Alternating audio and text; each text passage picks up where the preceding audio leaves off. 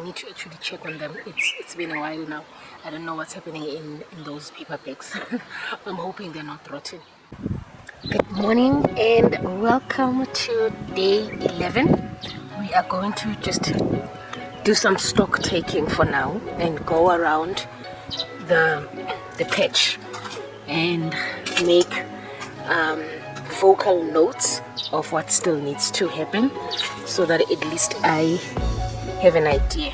Firstly, it's these bricks. Some of them are going to come into the patches to divide some of these patches, and then as you can see, I have an irrigation system that is running through the patches. I took it from another part of the yard and I just put it down before I actually started putting the slabs to partition. As you can see here, let's just look at this one. It has these nodes, and these nodes were as per that place in the yard. So now I would have to get I would have to get these studs to close off some of these, because I mean, think about it, I cannot have 1, 2, 3, 4, 5 of these nodes in just one page. 2 are good enough, you know, so I'll have to have those nodes so that I can take these out and put just enough where they're supposed to be. So some of these bricks would go into partitioning more of these patches. And let's just come here and be a little bit nostalgic. This used to be a door that we made when my garden was a greenhouse. I did go through that phase where I actually created a greenhouse. There is a story around that, but then all I'm gonna tell you for now is one morning I woke up and I was watching over the windowsill and I was just looking at my greenhouse being blown away by the wind. So we are going to move these planks. This was a beautiful gate that my partner made for me. Very, very nice. As you can see, it's chicken mesh wire, and the handle was just beautifully designed because at the time my youngest Raphael would want to go in, so we had it nicely locked and it was just nicely mechanically engineered. So I'm going to definitely move this because most of it now is rubble. The reason why we still have this door not destroyed is we're thinking, still a thought of possibly having a chicken coop, right? Eggs are not cheap. Eggs are just not cheap here in South Africa. I don't know everywhere else, but then eggs are just hideously not cheap. And just next to it, this is a trellis that I made a couple of months ago that I'm going to use to either propel cucumber or tomatoes. We'll see. Then I want to also just fix the bottom of the lemon tree, because I just put the bricks for just in case. Then it is the compost. This was my initial compost bin. I'm hoping I can also put up a snapshot of how it used to look like, but then it's clearly needs to go. Another mental note, let's see, I'm just so happy honestly that the patches are now nicely cleaned. It's giving me some way forward. Then with the compost bin being nicely deteriorating and all of that, this is the new one that we are creating, and the only thing that is left here is to just remove this top part of this slab here and make a lid on top. That mason board at the bottom there, it opens and closes, so that's where we can take out compost once it's filled. So whatever rubble that is here on the side, we are going to transfer it in here. As you can see, I'm already starting to put compost stuff in there. More bricks that I would need to sort out here. And this, let me just give you a snapshot of this compost bin from this side. I think by far this is the best we have come up with, and it is more sustainable than the previous compost bins that we've had. Well, they stuck around, but I just need something that is more of a permanent feature than anything else. And here, this is where I make my compost tea using earthworms. So I need to redo that. More of the tires here that I'm going to use for some of the plants that I'm going to put in the tires. Oh yes, as soon as I clear where the old compost was, I'm hoping I can put running plants there, like your pumpkin, your butternut, and your squash doesn't run. Your butternut, pumpkin, watermelon. I think it's going to be very nice fertile ground, and because they are runner plants, you almost want to just let them free range like chickens. Then here, these used to be the protective structures that I made. I would put on top of the patches to deter the small animals from eating my plants. And I think it was day 8. Day 8, I was thinning the plants, right, and I put them in another place, and I used one of these to close them off. I'll put a snapshot of that as well so that you see. And this is chicken mesh wire and just planks that I put together. Then I would just use this to close off the patches up until the plants have matured enough. The challenge about that was I ended up having a lot of these structures on top of the patches, and every time I needed to work on the patches, I would have to remove them, then put them back, then remove them, then put them back. So it was like, yes, it works for that time, but then it's really not sustainable. So that's more or less what I still need to do around this patch in order for me to actually feel like it is neat to at least some form of standard. So yeah, at least this video is going to also help me with just jotting down more of the things that I still need to do in this 30 days, right?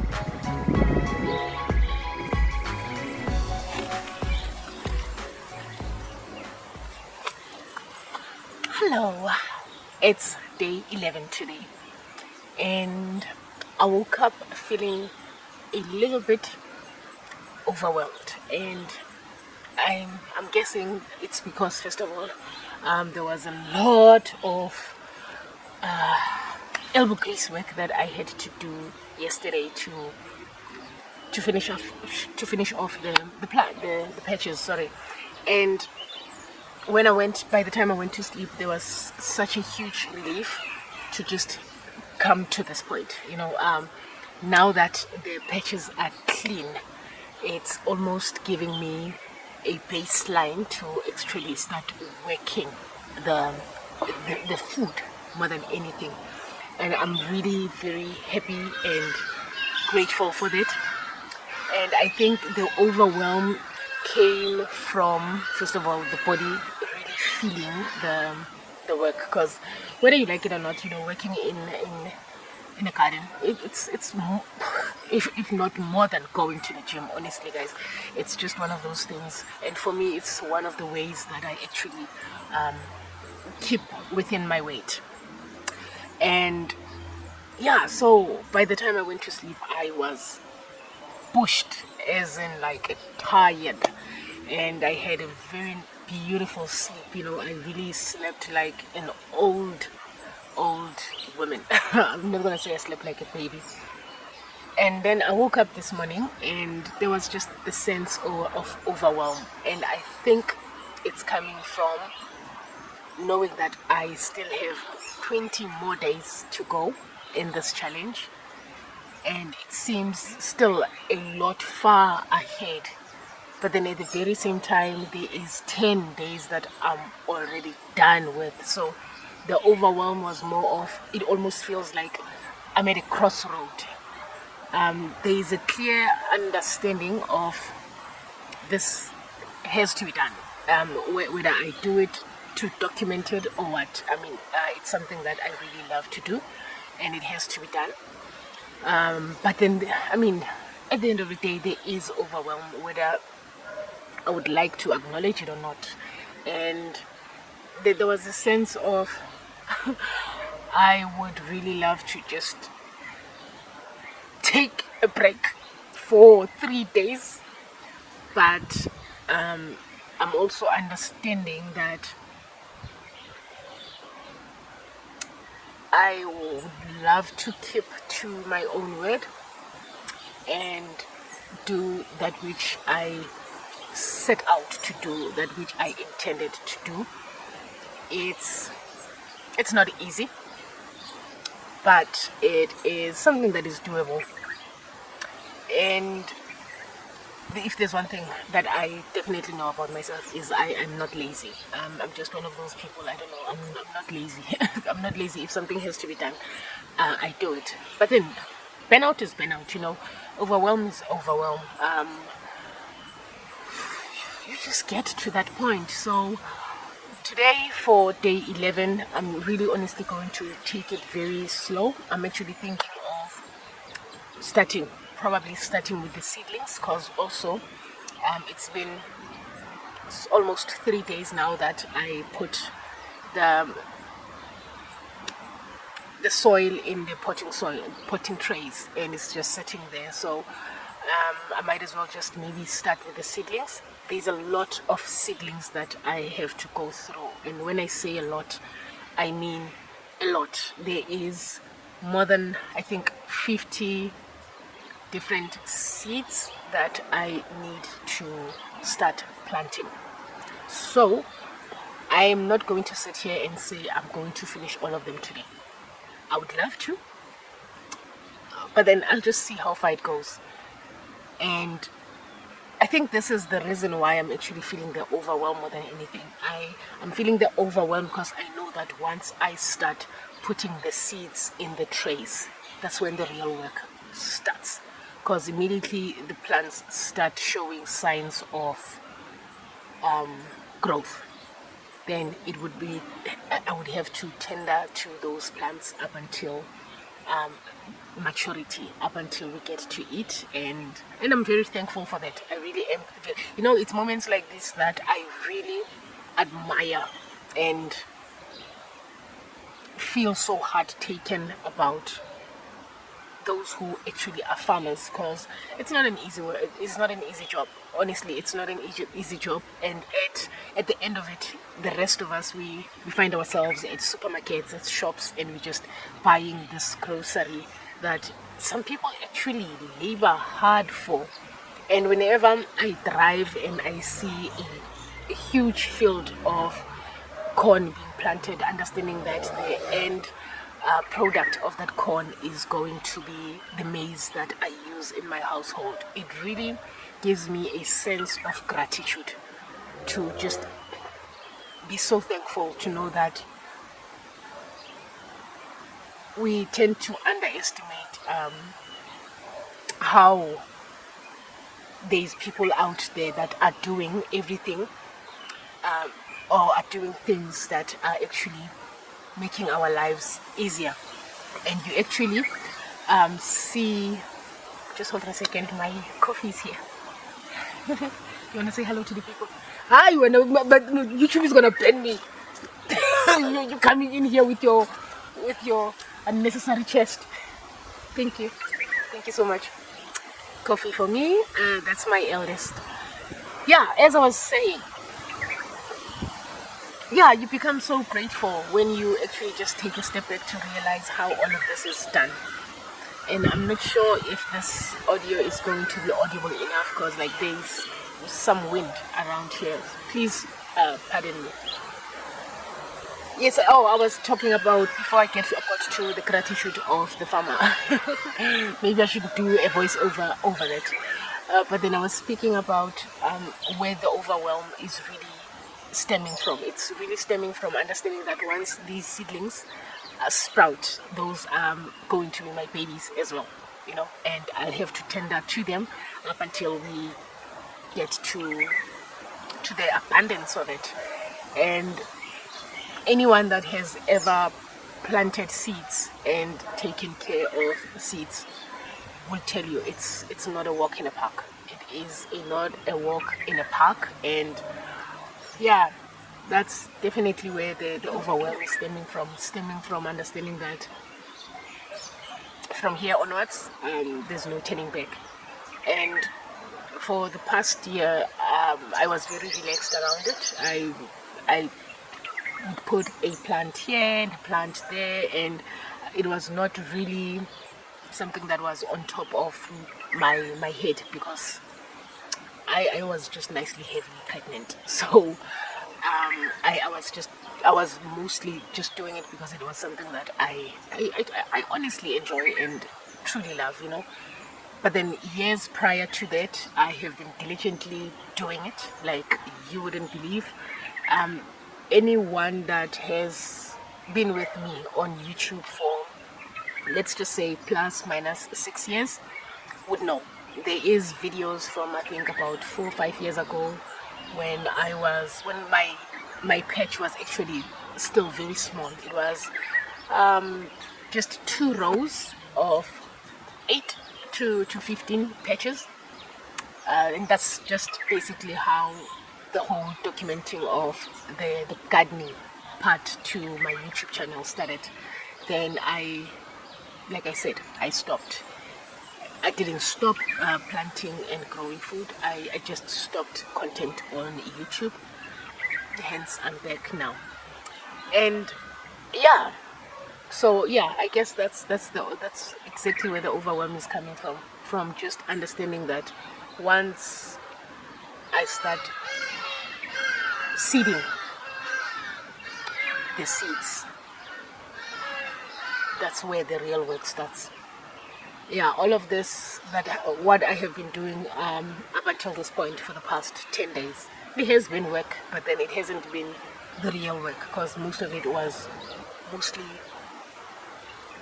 a pre-plan of planning. Is it a pre-plan of planning or pre-planning for the actual work that needs to happen? And I'm not sure where this journey is actually going, because it almost also just feels like my channel is honestly pivoting now. It's pivoting more towards this content. And it's more relaxed for me, because it's also something that I do on almost a daily basis, so it's a no-brainer, you know. And yeah, it almost feels like my channel is really taking the route of gardening, mostly planting food, and I'm still not quite clear. We'll see how it goes. But then there is just way more ideas coming through for me, content-wise, in this instant than what I have been doing for the past few years. You know, but yes, I'm still gonna have my sit downs, and yeah, now and then, you know. But then, yeah, I'm just gonna stop here. I'm just gonna I'm gonna leave it hanging as it's hanging now, because I feel like I'm just rambling. But then the main point, I honestly just wanted to come in and say there is a sense of overwhelm that I'm feeling, or maybe on that it's possibly that I've been posting on a daily basis. And funny enough, somebody said, if you just post, don't edit. And here's the thing around that. For me, editing my videos is not so much about just editing the videos. It's more of learning the skill of editing. It's something that I really enjoy. I really enjoy editing, and it's a skill that I'm constantly working on as well. So that's why I'm constantly editing the videos as well. I'm still doing it myself. I am doing it because I enjoy it. So that's the reason why, yeah, I think that also adds on the overwhelm, because anyone that edits a lot. Anyone that edits content would know that anything that goes over something like 20 minutes, it's a lot. Because as we speak now, I think just me showing you the garden earlier on and me speaking now, the video is already at something like 40 minutes, if not 45 minutes, and there's still more that's gonna come. So normally when I sit down to edit, I'm looking at clips that goes up to 2 hours that I need to cut down, edit, add on the b-rolls and I'm not complaining at all because it's a skill that I'm learning and I really enjoy. So it adds on to the overwhelm, of course, because I'm thinking if I just filmed one video a week, it's okay, because that's what I've been doing all along before this 30-day challenge. It would be a video a week, no problems whatsoever around that. It's easy peasy. But then if that easy peasy is done on a daily basis, on top of everything else that happens in one's daily life, it would add to the overwhelm. I'm not so much bothered as I was initially with this 30 days, because when I started, it honestly felt like a lot of days.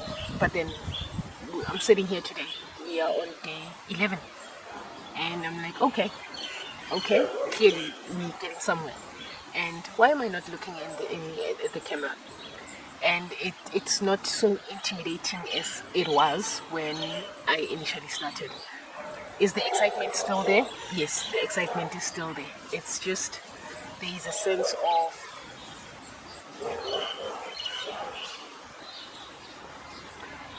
what?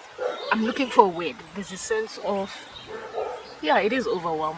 There's a sense of overwhelm and excitement of what is actually unfolding, and that's my neighbor. Sorry about that. There's a sense of excitement and overwhelm that is coming through as this journey is unfolding. So yeah, for each and every one of you that has been with me on this journey up until this point, I don't take you guys for granted. Ooh. The other thing is, this is something that a lot of people are not privy to, but then I am a crybaby, so there is things that just, it's small things, it's small stupid things in life that move me. So I don't take you guys lightly. I really appreciate the views. I really appreciate the comments. I really appreciate the likes. It feels good to know that there's someone out there that is just watching this, even if it's just one. Yes, there's a part of me that actually is doing all of this to grow my YouTube channel. And yes, in the past month or so, I've seen an increase in the number of subscribers, of which is so humbling. It's not going as quickly as I would like for it to, but then I'm also just understanding that YouTube is not a sprint. It's a race, it's a marathon, and you just need to understand why you are on YouTube. And mostly is also just understanding that you need to be in here, or what are your reasons why you are in here. And for me is more of I want to create value for anyone, and I think this is the best way I can, not the best way, but then the best way at this moment I can create that value, just to show people that you can grow your own food. You can grow your own food. And in this day and age, the honest truth is, first of all, most of the foods that we're eating, we're just eating plastic, guys. It's getting a lot of us sick. People are sick of what we are eating. And It's not cheap. If you have the hands and you have the know-how, you have the time, and you have the spirit, this is something that is doable. At least 40% of what you consume could actually be just organic, healthy foods. Yeah, I'm going to leave it at this. Thank you so much for coming to my ramblings.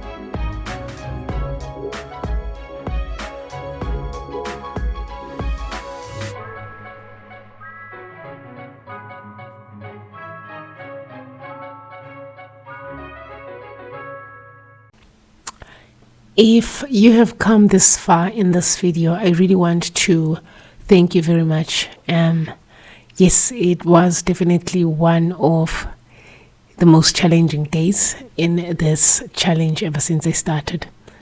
But then I'm deciding to trust the process. Because the thing is, in gardening, there's a lot that happens beneath the surface that one cannot see. Seeds germinate, roots grow deep, and the soil provides nourishment long before anything can actually sprout or grow. It's a process I have to trust, even though I don't always see the immediate results. And similarly in life, growth and progress often happens behind the scenes in ways we might not even recognize at first. When we are working towards our goals, it's easy to get frustrated when we don't see immediate progress. But just like in the garden, growth takes time. And sometimes the most important work is happening out of sight. Trust that the efforts you are putting in is making a difference, even if it's not visible yet. Whether it's in your career, your relationships, and in life in general, the seeds you've planted will eventually bloom in their own time. Trust the process. Be patient with yourself and your journey. Just because you don't see the results right away doesn't mean they aren't coming. Keep nurturing your dreams. Keep putting in the work. And have faith that your efforts will bear fruit in due time.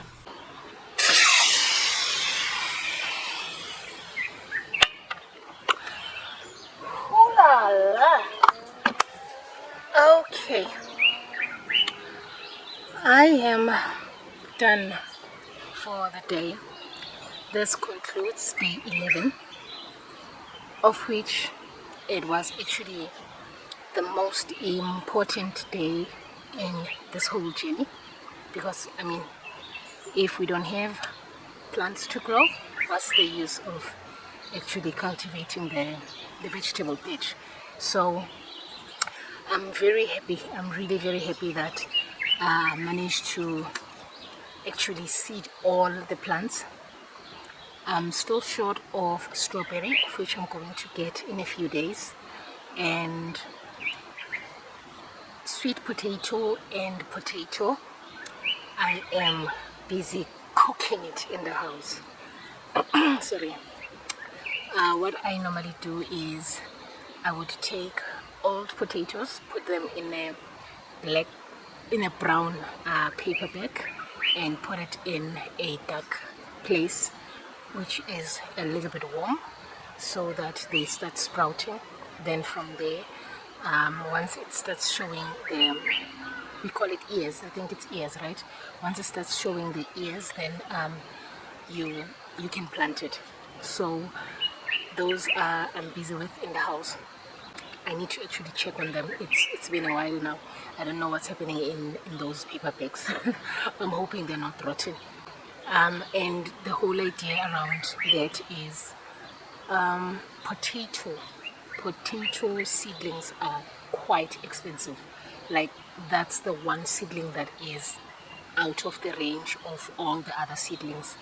And how we normally do it, like how we cultivate it by storing it away up until it sprouts the little ears, is not the ideal way. But then at the end of the day, potato is a potato, you know.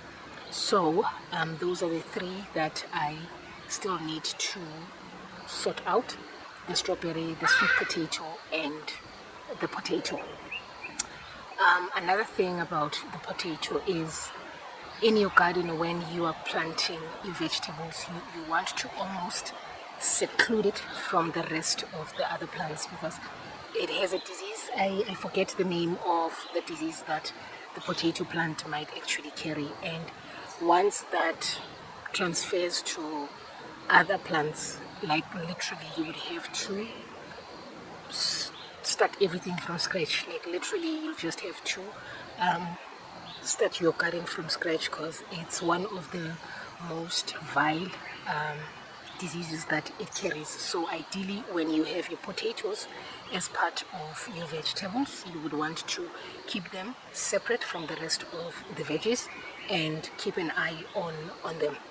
For me, personally, for the past few years that I've been growing my own potatoes, I haven't had that issue. The only thing that actually happened the last time I planted potatoes is they didn't get to seed, and I actually planted them in tires, and it was the first time I planted potatoes in tires, because normally I put potatoes on the ground, and ever since I've been putting potatoes on the ground, they were quite awesome. It was just when I decided to switch to the tire method that they didn't hold up. I don't know what could have been the issue. However, I'm probably going to put them in tires again, and just this time around maybe monitor them closely, while at the very same time have others that would be on the ground. So yeah, that's a little chit chat about potatoes. Other than that, I just wanted to say I am happy. I know it doesn't show, but then I'm happy that I finally got to seed all the veggies. At least these are the veggies that I have at my disposal, and it's plus minus anything between 35 to 54. I'm not quite sure. So yeah, the games are now beginning. Okay, and it's actually getting dark out here, and I can actually feel mosquitoes doing their thing on me. So I'll have to love and leave you guys. I'll see you tomorrow, and let's see what day 12 holds for us. And yeah, as always, I will see you on my next upload, and thank you so much for being a spot and just carrying me through this journey. We're ready for day 12. All right.